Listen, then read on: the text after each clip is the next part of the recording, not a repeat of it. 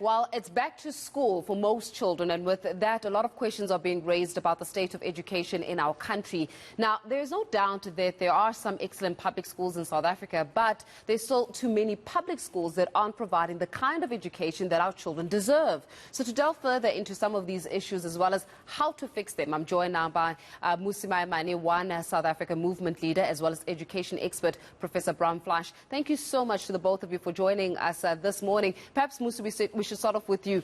You have been quite vocal around the state of our education system of recent, and also just advocating for perhaps even a review of the pass rate or the pass mark when it comes to matric. If you have to do just an analysis and an overview analysis of the state of our education system, public schools particularly in this country, how would you rate it? What do you have to say about it?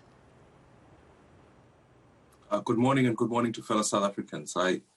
I think it's common cause that when you look at a young person who starts school in this country, so this class that's began now, if we chart their way all the way to grade 12 and post that, we discover a number of things. Firstly, that many of the young people drop out. Secondly, that in fact, of the 50% who then remain in the education sector, many of them, when they get to matric, are being assessed at quite a low rate, that the National Senior Certificate only prepares just less than 12% to get to higher education, which means naturally the bulk of the students either end up joining the ranks of the unemployed, and furthermore unemployability, when you look at the fact that 3/4 of our young people are unemployed. When we look at the state of schooling infrastructure, it is no myth to say that 99% of the schools, even in the Eastern Cape, are not even properly fenced. We're still today discussing schools that have got pit latrines, despite the extraordinary budget that we allocate towards education.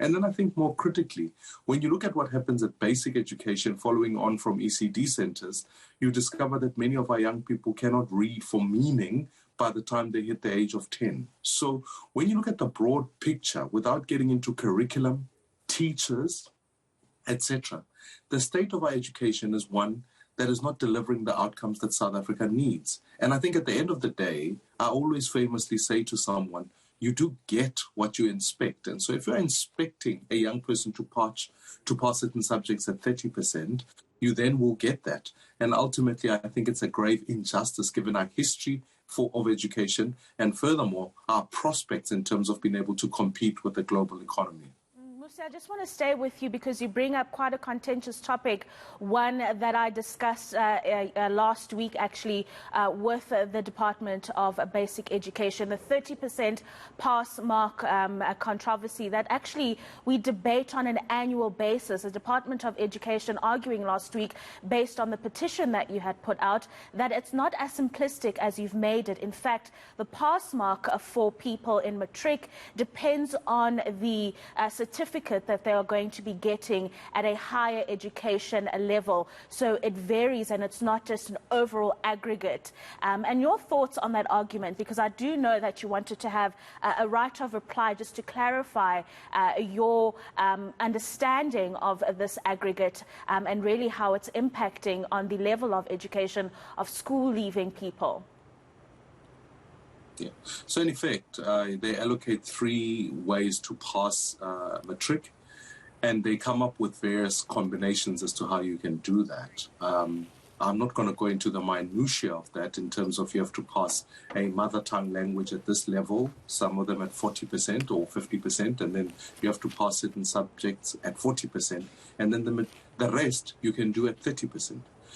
My issue with the 30% is that it's simply this, that the department has already stated categorically that it is a measure of proficiency. Now, if we were doing a driver's license test and you said someone is 30% proficient, you would then have to answer the question, should they be on the road? And you might say, well, they don't need to drive, so what's the point of all of that? So I think for me, what this is an indicator of in the Department of Education, when we get to the announcing of matric results, is that they also will tell us that so many young people have graduated or have got through grade 12, but they've included subjects that they've passed at 30%. And then when you then ask yourself the broader question in core subjects, maths and science, if they aren't passing young people at 30% and you increase that pass mark to 40 or to 50%, you realize how, in fact, the aggregate reduces the number of young people who actually pass matric. So we're moving it from this glorious fanfare of 70% or 70% plus that we celebrate every year, with only a few that we say these have got matric or university bachelor's entrance. But in fact, when you then do dig deep into the numbers, you realize that if we actually rebase the numbers, our pass rate would be much lower. So to me, I think we need to ask for better accountability, and I still maintain that saying to a young person, even if they don't need that subject for any other thing that they're doing, you cannot convince me that for them to say at 30% they are sufficiently proficient in whatever that subject is. Yeah. Brahm, I want to bring you in here as an education professor. Based on what Mmusi has just said regarding proficiency in schools, our current education system, basic education, is it building adaptable, employable young people who are proficient in the way in which they're able to implement the data that is being learned or the information that is being processed within schools? Our current education system, does it speak to those outcomes? I think we definitely have some real challenges in our school system, but I would take it to a slightly different point. I think one of the things that we need to recognize is that the real challenge that we have to address is in the early grade reading area. We know that the majority of children, by the time they get to grade 3, are not able to do basic reading and mathematics. So I think that I recognize some of the concerns that Mmusi has been raising, but if we really are to address the problem, we have to address it very early on in the school system. We need to improve the quality of teaching of early grade reading. We may make sure that classrooms have libraries so children develop the habit of reading. All of those are the preconditions for improving effective learning in later years. I just want to stay on that very quickly. Why is it that we're consistently seeing the same kind of outcome, and that is to have 9-year-olds who cannot read with comprehension? Is it an education system issue? Is it a teaching issue? Is it a learning issue? Is it a language issue? Where are we finding the gaps here that allows a 9-year-old in this country to be unable to read with full comprehension? I think you were absolutely right in pointing to all of those things. Learning to read is a very complex process. It's no doubt that good, effective teaching in schools does make a difference, but we also need to make sure that children are reading in the home, that children taking books home, getting practice reading, working with family members and community members in actually reading. So we need to have a much more comprehensive approach to the improvement of teaching of reading. And I think once we do that, there's no doubt that we're moving along that road. The fact that in the 2019 State of the Nation, the President identified as a 2030 goal that all children at the age 10 will be reading for meaning is really an important step in the process. The next process will be, do we have the budgets aligned at provincial level? Do we have an indicator and a measurement of that so that parents and teachers and principals and district officials know what's actually going on in the school, not just once every 5 years when the PIRLS results, but on an ongoing basis. So they need bits and pieces that It seems as though we've lost Professor Brahm Fleisch. But while we try to get him back, Mmusi, just on that point, while we deal with the issues of literacy and reading for comprehension, and just all the other issues around teachers are not understanding content that they are teaching, there's another spanner that's been thrown in the works, and that is in the form of the pandemic. So we're dealing with all of these things, but also now we're having to learn to teach in the time of the pandemic. And just your thoughts, over the last 2 years, what do you think our school system has done in terms of working with the pandemic and dealing with it as best as we can, given into account that it was sprung on as a surprise on the entire world, and we might not necessarily have the handbook on how to school children in the time of a pandemic?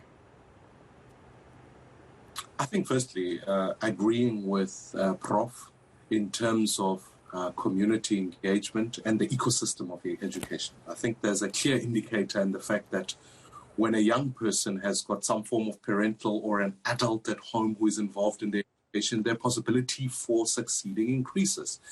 We need, it is the old African adage, it does in fact take a village to raise a child, and it does take a village to educate a child. That it needs all of those factors on the table, so that even in early childhood development centers, to the point that Prof is making, that young people start to learn how to read, or at least identifying lettering at that point. My difficulty, to your point about COVID, which is absolutely vital, is that our education system has not learned anything from it. It feels as though we have, in the first year, we recognized that schools needed to be closed so that we can spread we can stop the spread of community infections. But what we ought to have done, and much more aggressively, is then started to think about how do we aggressively move towards blended learning, as countries like Kenya and various parts of our continent have begun to introduce, so that you don't have this differentiated educational outcomes. For me, my greatest difficulty, and this is where, for me, the rubber does in fact hit the road. I have children in this education system. My children go to relatively to the higher quintile of schools, so the more high-fee paying schools. During the pandemic, they were able to get learning material delivered online. They were able to engage education sectors online. And so to some extent, the education system through the pandemic has added a new dynamic that has allowed them to even learn more skills. My sister's kids, on the other hand, go through lower fee paying schools.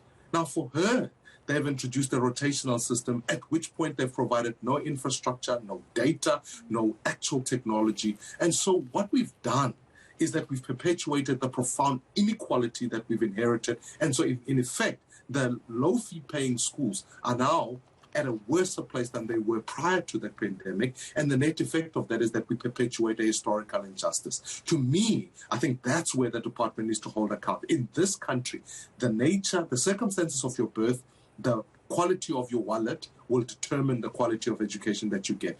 That, to me, cannot be constitutionally sound and ultimately cannot be sustained.